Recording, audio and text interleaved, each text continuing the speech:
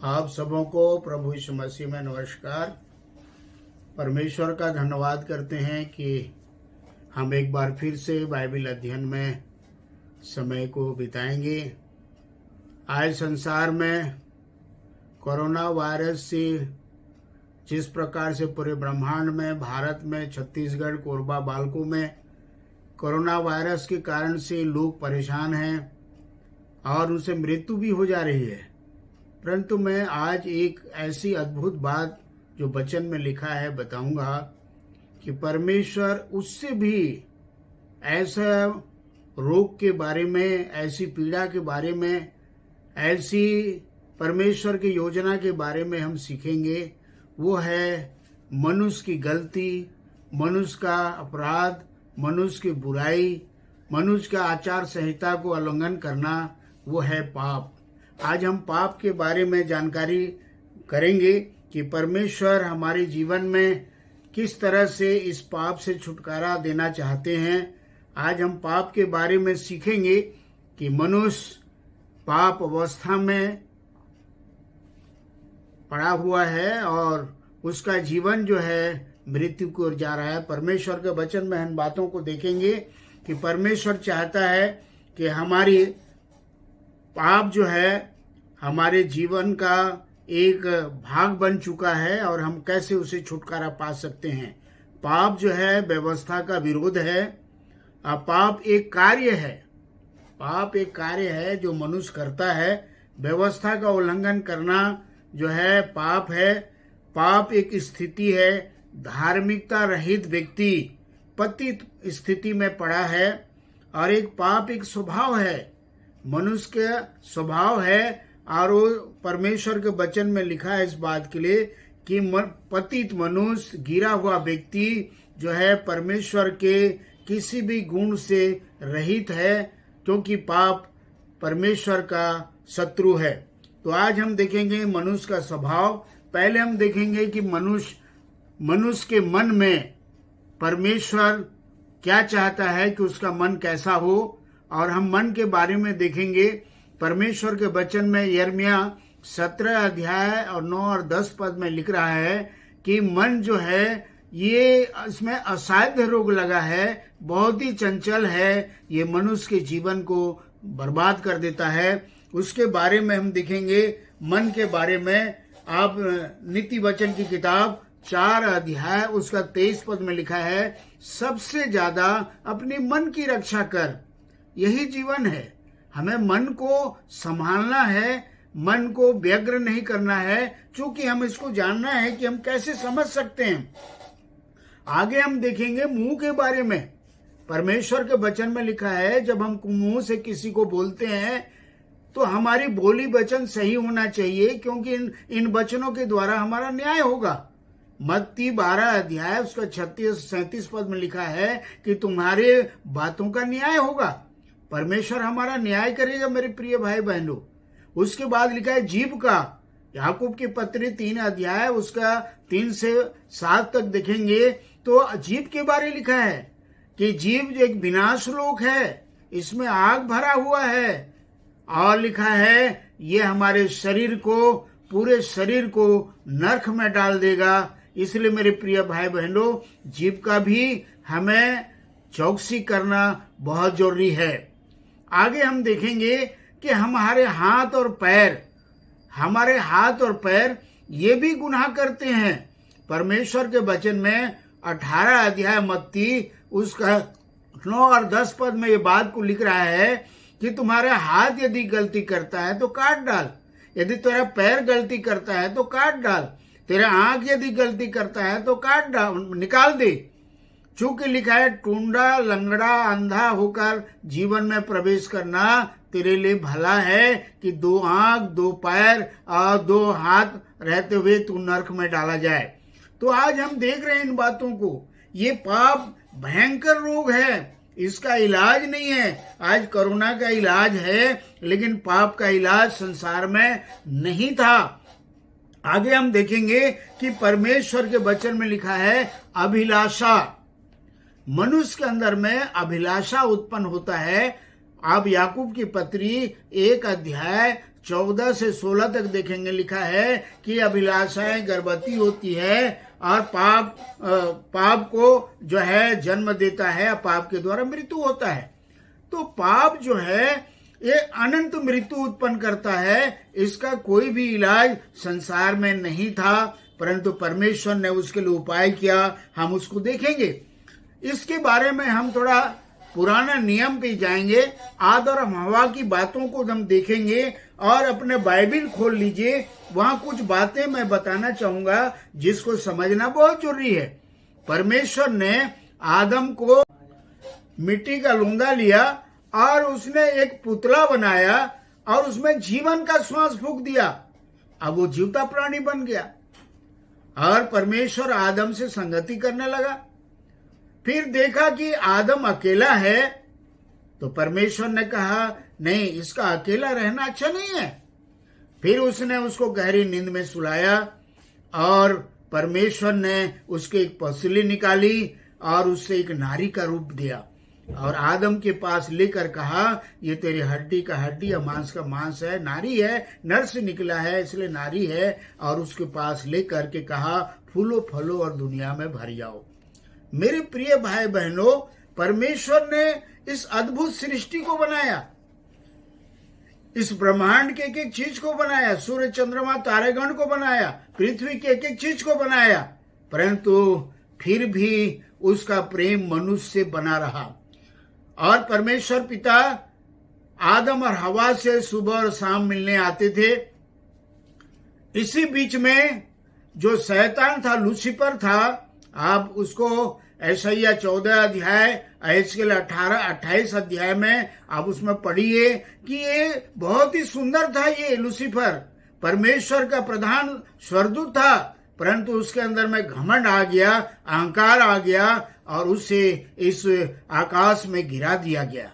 मेरे प्रिय भाई बहनों, वही शैतान परमेश्वर के सृष्टि को बर्बाद करना चाह रहा था, उसको नाश करना चाह रहा था। और एक सर्प के रूप में आकर के हवा माता से इस बात को प्रकट करता है। क्या बोलता है देखिए, परमेश्वर ने वचन में इन सारी बातों को लिख दिया है जिसे हम समझें। यहाँ परमेश्वर ने आज्ञा दिया था, उसका फल तू कभी न खाना, क्योंकि जिस दिन तू उसका फल खाएगा उसी दिन अवश्य मर जाएगा। ये 2 अध्याय उसके 17 पद में लिखा है।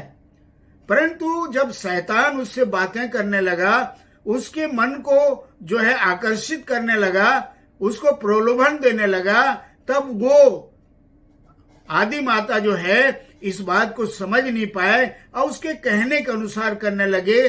परमेश्वर के प्रेम को उन्होंने नहीं समझा, उनके वचनों पर अविश्वास किया और उनके अंदर में एक महत्वाकांक्षा, अभिलाषा उत्पन्न हुआ कि हम भी ईश्वर जैसे हो जाएंगे।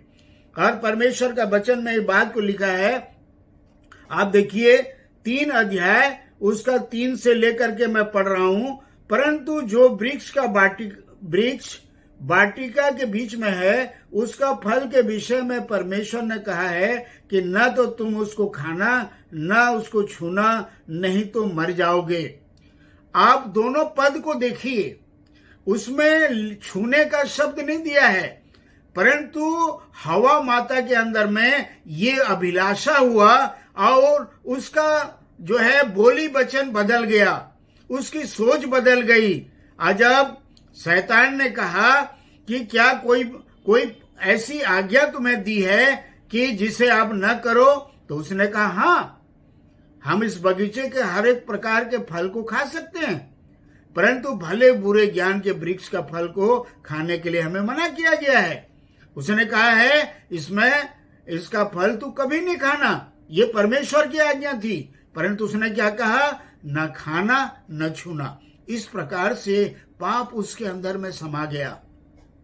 हमारे जीवन में भी ये बातें आती है, कोई चीज को हम प्राप्त करना चाहते हैं और कोई उसमें फायदा को बता दे तो हम उसकी बातों की ओर गौर करना चाहते हैं। परमेश्वर के वचन में ये देखेंगे कि आदम और हवा परमेश्वर की आज्ञा का अवहेलना किए, उन्होंने परमेश्वर पर अविश्वास किया, उन्होंने परमेश्वर के जो है प्रेम को पहचान नहीं पाया और वो उनके अंदर में जो बातें आई वो था कि वो एक भले बुरे का ज्ञान पाकर परमेश्वर के तुल्य होना चाहते थे। मेरे प्रिय भाई बहनों, जब परमेश्वर आया और उनसे मिलना चाहा तो वो छुपे हुए थे। क्यों? क्योंकि वो नंगे थे, वो निर्वस्त्र थे। और जब परमेश्वर की आवाज को सुने तो डर गए। अभी तक डरते नहीं थे, परंतु डर गए वो और छुप गए। और परमेश्वर ने कहा, कहां पे हो? तब आदम कहता है, हम छुपे हुए हैं। क्योंकि तब परमेश्वर ने कहा, मैं जिसको मना किया था, क्या तुमने उसे ही क्या किया? परंतु एक बात यहां मैं बताना चाहता हूं, क्या आदम और हवा यदि अपने गुनाहों को मान लेते तो क्या क्षमा हो सकती थी? सोच के देखिए। मेरे हिसाब से उनको क्षमा मिल सकता था यदि अपने गुनाह और पापों से रोते हुए पछताव करते और परमेश्वर पर विश्वास करते तो उनका पापों को क्षमा हो सकता था, परंतु उन्होंने नहीं किया। परमेश्वर ने उन्हें वाटिका से निकाल दिया और तब उनके जीवन में पाप समा गया। 6 अध्याय को देखेंगे, यहाँ पर लिखा है कि मनुष्य जो है 6 अध्याय उसका 6 और 7 8 पद को देखेंगे, लिखा है उत्पत्ति की किताब, और यहोवा पृथ्वी पर मनुष्य को बनाने से पछताया और वह मन में अति खेदित हुआ। तब यहोवा ने कहा, मैं मनुष्य को जिसकी मैंने सृष्टि की है पृथ्वी के ऊपर से मिटा दूंगा, और मनुष्य क्या पशु, क्या रेंगने वाले जंतु, क्या आकाश के पक्षी, सबको मिटा दूंगा, क्योंकि मैं उसके बनाने से पछताता हूं। मेरे प्रिय भाई बहनों, मैं आपको बताना चाहता हूं कि मनुष्य के पाप के कारण ये पृथ्वी श्रापित हो गया। पृथ्वी के हर एक पेड़ पौधे भी क्लेशित हो गए। आपको बताना चाहूंगा, रोमी 8 अध्याय उसका 18 से 20 पद में लिखेंगे, पढ़ेंगे तो लिखा वहां पे कि ये पृथ्वी श्रापित हो गया है और परमेश्वर के पुत्रों की बाट जो रहा है, मतलब पूरा ब्रह्मांड श्राप के अंदर में हो गया। मैं आपको बताना चाहता हूं कि परमेश्वर फिर से मनुष्य को बचाने के लिए एक उपाय किया। वो उपाय था निर्गमन की किताब 20 अध्याय और उसका हम देखेंगे, निर्गमन निकाल लीजिए, पढ़ यदि बाइबल है आपके पास तो। निर्गमन 20 अध्याय उसका 3 से आगे में लिखा है परमेश्वर के वचन में, तू अपने लिए कोई मूर्ति खोद के ना बनाना, ना उसकी प्रतिमा बनाना, ना उसका कोई मूर्ति बनाना, ना उसको प्रणाम करना। आगे में लिखा है, न चोरी करना, न व्यभिचार करना, न हत्या करना, न गाली देना, और आगे लिखा है न किसी की वस्तु की लालच करना। परमेश्वर के वचन में लिखा है इन बातों को। हम देखेंगे कि परमेश्वर के वचन कैसे कह रहा है। परमेश्वर के वचन में और देखते हैं थोड़ा सा, रोमी की किताब 1 अध्याय उसका 29 से 31 तक ये बात को लिखा है कि परमेश्वर देखिए किस तरह से हमारे जीवन में काम करना चाहते, बताना चाहते हैं। परमेश्वर चाहता है कि हमारी अंदर में जो बुराई है उनको हम देखें। देखिए कैसे लिखा है, 28 से पढ़ेंगे। जब उन्होंने परमेश्वर को पहचाना न चाहा तो परमेश्वर ने भी उनके निकम्मे मन पर छोड़ दिया कि वे अनुचित काम करें। इसलिए वे सब प्रकार के अधर्म और दुष्टता, लोभ और बैर भाव से भर गए। डाह, हत्या, झगड़े, छल, ईर्ष्या से भरपूर हो गए। चुगलखोर, बदनाम करने वाले, परमेश्वर से घृणा करने वाले, दूसरों का अनादर करने वाले, अभिमानी, डींग मार, बुरी बुरी बातों के बनाने वाले, माता पिता के आज्ञा न मानने वाले, निर्बुद्धि, विश्वासघाती, माया रहित, निर्दयी हो गए। ये वचन में लिखा। क्या हमारे पास इनमें से कोई कारण है कि हमको स्वर्ग जाने से रोका जाए? अब सोच के देखिए, हमारे जीवन में सोच के देखिए, ये पाप है जो हमें परमेश्वर के प्रेम से अलग कर देता है।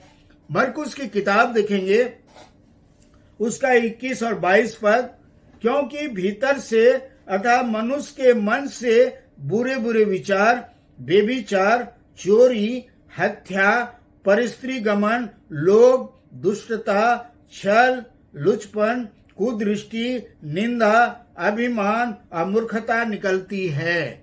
ये सब पाप हैं।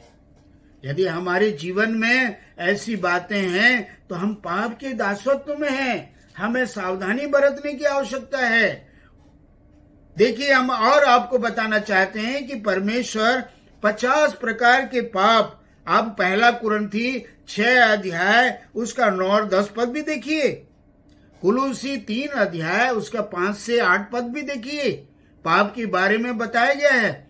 नीति वचन का लिखने वाला 6 अध्याय और उसका 17 और 18 पद को हम देखेंगे कैसा लिखा है। अर्थात घमंड से चढ़ी हुई आंखें, झूठ बोलने वाले जीव, निर्दोष का लहू बहाने वाला हाथ, अनर्थ कल्पना गढ़ने वाला मन, बुराई करने को वेग से दौड़ने वाला पांव और झूठ बोलने वाले साक्षी और भाइयों के बीच में झगड़ा उत्पन्न करने वाला मनुष्य, ये पाप है। ये पाप की दासत्व है। मनुष्य जो है, लिखा है परमेश्वर के वचन में रोमी 3 अध्याय 23 पद में, पाप की मजदूरी मृत्यु है। मृत्यु मिलेगा ही। संसार में हर व्यक्ति 6 अध्याय उसका 23 पद में लिखा है कि परमेश्वर जो है पाप से ग्रसित व्यक्ति को दंडित करेंगे, क्योंकि लिखा है वो परमेश्वर का आज्ञा का उल्लंघन करते हैं। और इस प्रकार से और भी देख सकते हैं अपन, गलाती 5 अध्याय 19 पद से 21 पद तक देखेंगे, बहुत से प्रकार के पाप हैं। अब उसको बाइबल में खोल खोल कर पढ़ के देखिए। परमेश्वर हमें चाहते हैं कि हम परमेश्वर की आज्ञा का उल्लंघन न करें। परमेश्वर के वचन में लिखा है सब प्रकार का धर्म पाप है। जितने प्रकार की बातें मैं बताया ये पाप है, और ये पाप जो है परमेश्वर से अलग कर देता है, परमेश्वर के श्राप के अधीन कर देता है। इसलिए इस पापों के बारे में जानना बहुत जरूरी है। समस्त विश्व आज दंड और प्रकोप से भरा हुआ है, चूंकि आज परमेश्वर के वचन को समझना नहीं चाहते, जानना नहीं चाहते, अपने पाप से मन फिराना नहीं चाहते हैं। इसलिए सारा ब्रह्मांड आप पाप के दासत्व में पड़ा हुआ है। आगे हम देखेंगे रोमी 3 अध्याय उसका 19 पद में वचन में लिखा है, सारा संसार परमेश्वर के दंड के युग है। पूरा ब्रह्मांड, करुणा से तो मनुष्य जिंदा भी हो जा रहा है, परंतु इस पाप से मनुष्य अनंत दंड को भोगेगा। उसके बारे में भी हम देखेंगे। आखिर देखिए गलाती 3 अध्याय उसके 10 पद में लिखा है, व्यवस्था की बातों में जो स्थिर नहीं रहता है वो श्रापित है। जो व्यवस्था परमेश्वर ने दिया है उसमें जो स्थिर नहीं रहता वो श्रापित है। आगे हम देखेंगे इफिसी के पत्री 2 अध्याय 3 पद में लिखा है कि हम क्रोध के संतान हैं। हमारे अंदर में क्रोध है, छल है, कपट है, द्वेष है, हर प्रकार की चीजें हमारे अंदर उत्पन्न होती है जो परमेश्वर के विरुद्ध में कार्य करती है। आगे हम देखेंगे पूरा समस्त मानव आज शैतान के द्वारा बंदी बनाया गया है। 2 कुरिन्थी 4 अध्याय 4 पद में लिखा है कि ये संसार के ईश्वर ने क्या लिखा है, हमारे आंखों को अंधी कर दिया है कि मसीह के तेजोमय सुसमाचार का प्रसार हमारे जीवन में ना हो। देखिए कैसे लिखा है, बहुत अद्भुत बात लिखा है जिसको हमें समझने की आवश्यकता है। 2 कुरिन्थी 4 अध्याय 4 पद लिखा है, देखिए, और उन अविश्वासियों के लिए जिनकी बुद्धि इस संसार के ईश्वर ने अंधी कर दी है, ताकि मसीह जो परमेश्वर का प्रतिरूप है उसके तेजोमय सुसमाचार का प्रकाश उन पर ना चमके। मेरे प्रिय भाई बहनों, एक अंधा किसी वास्तविक चीज को देख नहीं सकता, सच्चाई को देख नहीं सकता।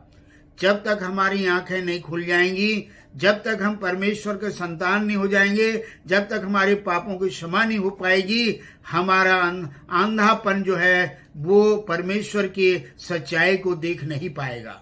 परमेश्वर का धन्यवाद करते हैं, इस पाप के कारण से लिखा है कि हमारी बुद्धि अंधेरी हो गई। इफिसी की किताब 4 अध्याय और उसका 18 पद में क्या लिखा है देखिए,